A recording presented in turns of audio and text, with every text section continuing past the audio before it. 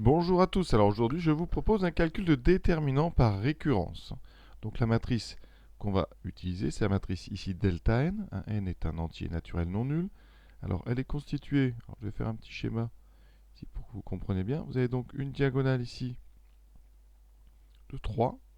Ensuite, sous cette diagonale, vous aurez toute une diagonale, qui n'est plus une diagonale, mais vous aurez des 2. Voilà. Au-dessus, vous aurez des 1. Et tout le reste des termes sont nuls. Et on va procéder par récurrence en montrant d'abord que quel que soit n, donc supérieur ou égal à 1, delta n plus 2 c'est 3 fois delta n plus 1 moins 2 fois delta n. Et ensuite, avec cette relation de récurrence et les suites d'ordre 2, on va déduire l'expression de delta n en fonction de n. Comment donc déterminer cette relation de récurrence? Alors on va partir de delta n plus 2. Et on va développer par rapport à la première colonne. Alors, comment est-ce qu'on développe par rapport à une colonne? Il faut connaître deux notions. La notion de mineur et la notion de cofacteur. On va ensuite développer par rapport à la première colonne. Et on commencera ici par le terme 3. Ce terme 3, on va en faire quelque chose. Qu'est-ce qu'on en fait? Alors pour ça, il va falloir que vous connaissiez deux notions. La notion de mineur et la notion de cofacteur, pour avoir des termes exacts. 3, c'est le terme qui correspond à i égale 1 et j égale 1. Son mineur, qu'on notera m11, eh bien c'est le déterminant de la matrice que vous obtenez en rayant les termes qui sont sous le 3 et qui sont sur la même ligne que le 3. Vous voyez, il vous reste quoi? Il vous reste ici une matrice carrée de dimension 1 de moins. Donc ici, on était sur n plus 2, donc là c'est dimension n plus 1. Et cette matrice, elle a un déterminant qu'on appelle le mineur. D'accord? Et ensuite, il me reste à vous définir ce que ça s'appelle le cofacteur. Le cofacteur, alors je répète, donc le mineur 1,1, c'est le déterminant de ma matrice que j'ai mis en vert. Voilà, déterminant donc du carré vert. Et ensuite, le cofacteur qui correspond à 1, ça sera ce mineur, donc le mineur 1,1, qu'on multiplie par un coefficient qui est 1 ou moins 1 en fonction de la somme de i plus j. Ici, ça sera moins 1 puissance i plus j. Ça veut dire que en haut, i plus j vaut 2, donc là, vous n'aurez pas de moins. Par contre, pour le terme de dessous, i plus j vaudra 3, et donc vous aurez un moins devant votre mineur. D'accord? Donc je vous réexplique rapidement avec donc le terme ici qui est dessous, le 2. Qu'est-ce que ça donne? Qu'est-ce que donne ce cofacteur? Tout d'abord, on repère donc ce 2. Là, on travaille pour i égale 2, deuxième ligne, j égale 1, première colonne. Le mineur, donc ici, ça sera le mineur de 1. Qu'est-ce qu'on fait pour le voir? On raye donc tous les termes de la première colonne sauf le 2 et tous les termes de la deuxième ligne. Pardon, de la première colonne et tous les termes de la deuxième ligne. Et il vous reste ici eh bien, un nombre de termes ici qui va correspondre à une matrice carrée, d'accord, qu'on peut voir. Alors vous aurez donc cette matrice ici, privée de la première ligne. Donc là, si je le réécris, vous aurez une matrice 1, 0, 0, 0, ensuite 2, 1, 0, 0, 0, etc. Et donc, ici, alors je vais effacer, on va dire, parce que là c'est pour vous expliquer. Donc, on efface ceci. D'accord, je vais descendre. Donc là, vous avez donc ici une matrice carrée de dimension n-1 qui s'appelle donc le mineur de 1.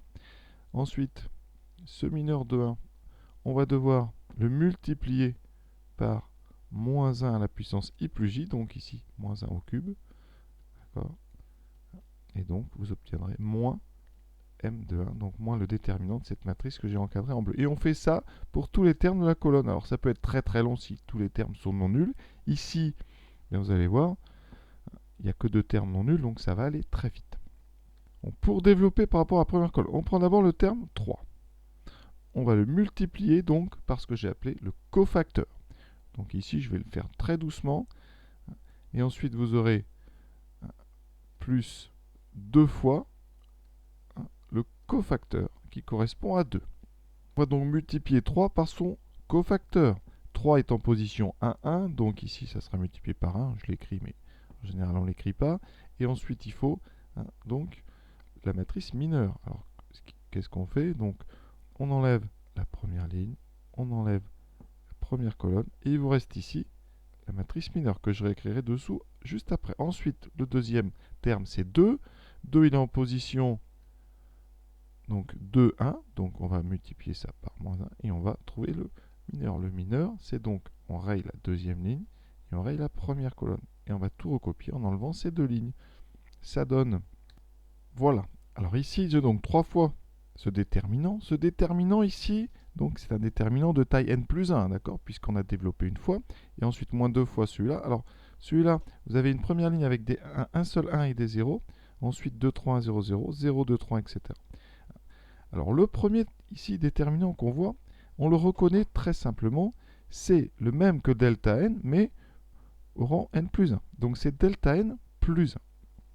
Donc on écrit, ça fait 3 fois delta n plus 1, alors ça tombe bien, c'est ce qu'on voulait démontrer, moins, donc 2 fois un nouveau déterminant de taille n plus 1, qui a une première ligne très intéressante, parce qu'il a un 1 et que des 0. Donc on va développer par rapport à cette première ligne. Donc on va encore utiliser le mineur et le cofacteur. Donc ici, eh bien, je vais développer par rapport à ça. D'accord? Donc je trouverai 2 fois ce terme-là. Donc le 1, multiplié donc par le moins 1 à la puissance ici, c'est le terme 1, 1, donc moins 1 puissance 2, donc pas de problème, fois la matrice mineure qui correspond à ça, enfin, fois le déterminant mineur M11. Donc ici, vous voyez, je raye première ligne et première colonne. Il me reste ici, alors je ne vais pas mettre en bleu, j'avais mis ça en jaune tout à l'heure. Donc je raye la première ligne, la première colonne. Il me reste le mineur 1, ici, qui est ici un déterminant de dimension maintenant n, puisqu'on a enlevé une colonne et une ligne. Et si vous regardez bien, ce déterminant, c'est exactement, vous voyez, il y a une diagonale de 3, dessous il y a des 2, au-dessus il y a des 1, c'est exactement delta n. Et là on est sauvé, ça fait 3 fois delta n plus 1, moins 2 fois delta n. Et donc on a réussi à trouver notre relation de récurrence, quel que soit n supérieur ou égal donc à 1. Alors pensez-y, c'est important, les mineurs, les cofacteurs, de bien savoir développer par rapport à une ligne ou une colonne. Et surtout, essayer de bien écrire parce qu'on se mélange vite dans les diagonales, dans les zéros. Voilà. Donc faites très très attention. Servez-vous aussi du texte. Dans le texte, il y avait un 3 et un 2. Donc ça faisait quand même penser à un développement par rapport à la première colonne. Vous avez devant vous une suite récurrente linéaire d'ordre 2. D'accord?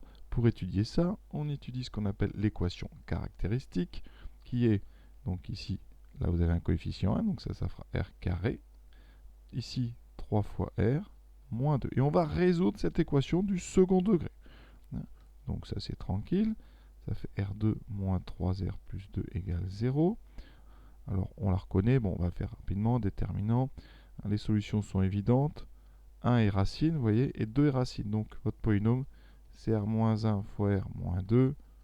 Donc r égale 1 ou r égale 2. Donc on a deux solutions à notre équation caractéristique. Vous remarquez que cette équation caractéristique a deux solutions réelles, ça c'est très important, deux réels différents, donc il existe lambda mu réel tel que pour tout n entier non nul, ici parce que n est supérieur ou égal à 1, eh bien on est donc delta n qui soit égal à lambda fois la première solution puissance n plus mu fois la deuxième puissance n. Et comment on va trouver lambda mu? En calculant delta 1 et delta 2.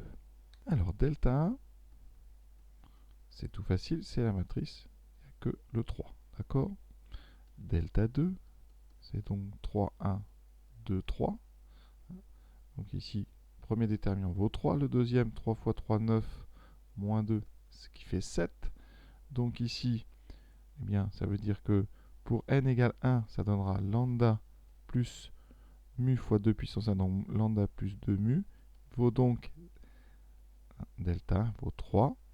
Et ensuite, pour n égale 2, ça me donnera donc 1 au carré, ça fait 1, ça fait lambda plus 4 mu est égal à 7. On résout ce petit système et on trouve lambda et mu. Je vous propose de faire la ligne 2 moins ligne 1.